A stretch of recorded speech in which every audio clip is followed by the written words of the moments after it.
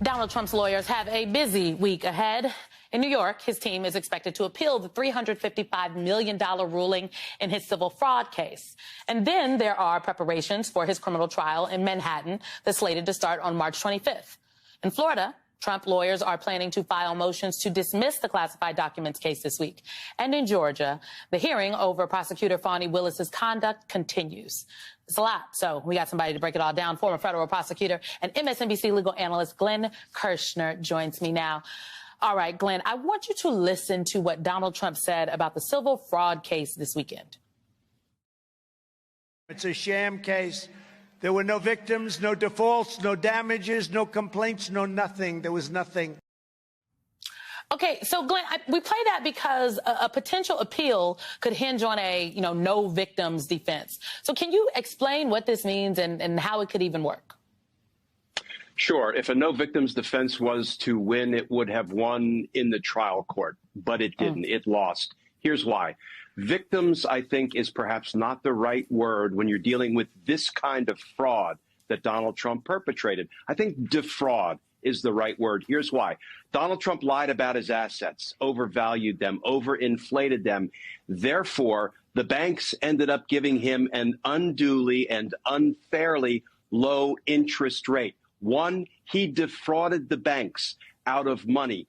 Two, the banks could have used that money to loan, extend loans to other businessmen and women. So it may not be that we think of, victims the way we would think of victims in a violent crime case, but the banks were victims, and the people who could have otherwise received loans if Donald Trump had not defrauded the banks out of that money are victims, just not the kind of direct victims we ordinarily think about. But Donald Trump's claim that somehow he has some right, some winning issue on appeal because he keeps saying there are no victims, that's a bunch of nonsense. Okay, so what do you make of the way that he just rails against the lawsuits against him like that, especially as we are looking ahead to a criminal trial? Before this, all of the judgments we've seen have been civil trials. It's been about the money, but the next couple ones are potentially about his freedom. He sings the song of a loser. He has an unabated string of losses. He has lost civil case after civil case. And I would actually argue, Simone, that he lost a criminal case, albeit by proxy. His organization, his namesake, the Trump Organization that he headed up, was criminally convicted of 17 felony counts for a 15-year-long criminal scheme to defraud. No, he wasn't at counsel table, but he lost that case, right? That was his organization that he built, and he ran in a way that was corrupt. And think about it. There are 3 juries now, 2 civil and 1 criminal in the Trump org case.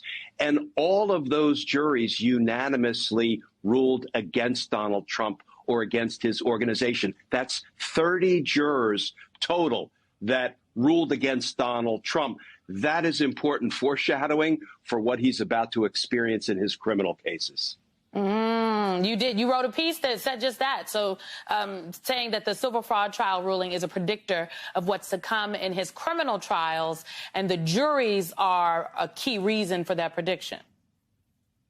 Yeah, and we're all looking to the first criminal trial to kick off on March 25th, but I think we should also keep our eye on another date, March 1st. Why? That's the date that the parties are going to gather in a Florida courtroom in the documents obstruction and espionage case that's being presided over by Judge Cannon. That's the day when they're going to resolve some legal issues. And if past this prologue, Simone, we know Donald Trump and his team of lawyers will try to convince Judge Cannon to kick the May 20th trial date. And you may not expect to hear this from me, but I almost hope that she does kick the May 20th trial date. Why? Because if the Supreme Court denies the stay in the absolute immunity issue and returns the case to Tanya Chutkan in D.C., the election interference case, I would love to see her take that case and drop it on the docket for May 20th if Judge Cannon kicks the May 20th date down in Florida.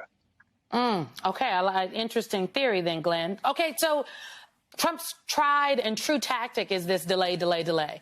But how much longer can that really continue throughout all of the cases? Is there a line here that he's bumping up against? Yeah, the time on the calendar is growing short. I think it's about 8.5 months until the November 2024 presidential election. He can continue the cases only as long as courts, as judges allow him to continue the cases. Really, the big open question right now is what will the Supreme Court do with the stay and with the absolute immunity issue? I don't think there's any basis for them to either grant the stay or to take the absolute immunity issue up on appeal. But if they do, boy, they will be doing Donald Trump an enormous favor, because that will inevitably delay his D.C. prosecution. I think he's going to run out of luck. I think he's going to run out of time. And I think we are going to see one and perhaps even two criminal cases tried before the November election. Donald Trump had a rough week. Friday, he was hit with a more than $350 million penalty for fraud in New York. So how did he spend the weekend? By going to a sneaker convention in Philadelphia to promote his new Trump-branded sneakers. They are painted gold. They are named Never Surrender high tops. I can't make this up, guys. And they sell for just under $400. And if you're curious, the average price of a pair of sneakers is around $130. The shoes, they aren't even made by a Trump company, actually, but he does likely get a cut of the revenue because of a licensing agreement, something Trump finds himself in need of more and more these days. Joining me now is Jennifer Palmieri, former White House Communications Director for President Obama, and Mark McKinnon, former advisor to both George W. Bush and John McCain. Both were co-hosts of Showtime's The Circus. Good to see you both. Mark, these shoes, they were reportedly sold out within hours, actually. What do you make of this? Well, I think I make a lot of what's in the name. It was called the Sneaker Con. And Don went to the Sneaker Con to hawk sneakers to help pay for his legal bills. I mean, this is a guy that likes to compare himself to Abraham Lincoln. Can you imagine Abe Lincoln hawking, Abe Lincoln high tops? It's just incredible. Well, I cannot. If this is what he's got to do to pay his legal bills, I guess it tells you something. But I don't know a lot of people that are looking for a president that's hawking shoes, but maybe there are a few out there, at least enough to sell out the ones that they had. And we don't even know what sold out means, right? How many do they even make? These are antics, Jennifer. And Donald Trump's base, they love these antics. The base, about 35, maybe 40% of Republican Party apparatus. But let's talk about independent voters. We are barreling towards the general election as we get ready to shift. I don't think independent voters necessarily look favorably upon these types of antics, especially when he's been accused and veritably and the grift has been verified in other ways prior to this. Yeah, and it is, it was such a tell, Simone, when he talked about the sneakers on Saturday night, that he was definitely doing it to pay for his legal bills, because he was going on and on to congratulate the team that he had that had been working on the sneakers for a very long time. This has been in the works for a very long time. Anytime he's congratulating somebody else or people who work for him and goes on and on about something, he's super defensive. This is obviously a move that he did to try to pay for his legal bills. And it's the E. Jean Carroll decision. It's the New York State decision that's going to cost him $450 million, the 91 indictments. We haven't even really started the first criminal trial yet. That's going to be going on. And then, over the course of the next 6 months, and you can see this starting to pile on top of him. And yeah, independent voters, this is not what they're looking for. Sneakers or 91 perfume. Indictments against perfume, 91 indictments, none of it. None of that. I mean, there is an election, Mark, speaking of it, South Carolina's Republican primary. It is this Saturday. This is Nikki Haley's home state. She has won it before. But how bad are the optics if Donald Trump racks up a big win there? She just has said previously she just has to improve, not win. I think she's prepared for that outcome, and I think that she's prepared to go on as long as she can accumulate any delegates. And listen, the longer she stays standing, I think the shorter Donald Trump looks in his stature, because she is, the longer she's in the game, she's toughening up, and she's getting truer and truer every day in what she's saying and willing to say about him.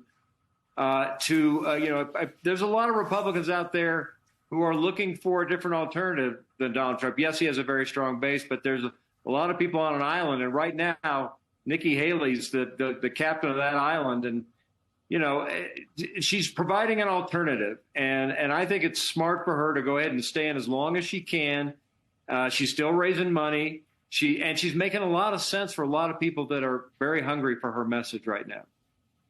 Okay, Jennifer, Nikki, there's a lot of people on this island. Nikki Haley, the question is, are there enough people on that island for Nikki Haley to amass the delegates that she needs? And I mean, because she does continue to break with Trump, right? Like this weekend, she actually declined to say if she'd vote for him if he becomes the nominee. Is that going to help her in this primary fight? And is it going to be enough? No, I mean, I think that I think that her strategy, and I know that she has a speech tomorrow at Clemson, which I believe is her alma mater, to talk about the future of the race. Sometimes people use that kind of language when they're getting ready to drop out. I think she's probably getting ready to do that, although that seems unlikely, but to articulate what the reason is for why she is staying and what she's trying to achieve. I think that, she cannot mathematically, it's very difficult for her to make any sort of indent here.